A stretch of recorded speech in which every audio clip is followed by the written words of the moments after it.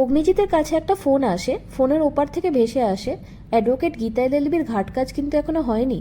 অগ্নিজিৎ এরপরে মেহেককে জিজ্ঞাসা করে যে সে সত্যি সত্যি কাব্যাদের কাছে আছে কিনা। মেহেক মিথ্যে কথা বলে যে হ্যাঁ, আমি ওদের সাথেই আছি, পাত্রী নিয়ে একেবারে আসছি। ভেরিফাই করার জন্য অগ্নিজিৎ এরপরে ইলিনকে কল করে।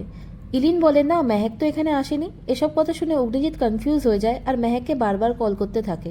মেহেক ফোন রিসিভ করে না।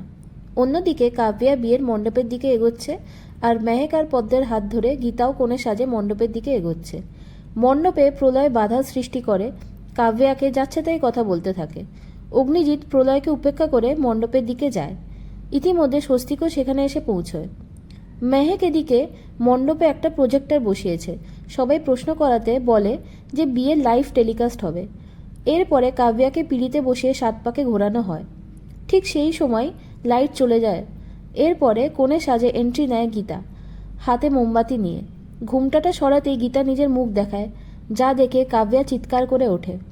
সবাই অবাক হয়ে যায়, কৃপানের বুকের রক্ত হিম হয়ে যায়।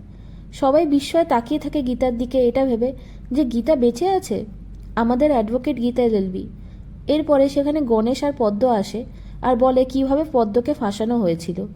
গণেশ আরও বলে যে গীতাকে উদ্ধার করেছিল সাত্ত্বিক, কারণ সে আগে থেকে অনুমান করে রেখেছিল যে গীতার ওপর হামলা হবে, তাই সে কালিম্পমে গিয়েছিল।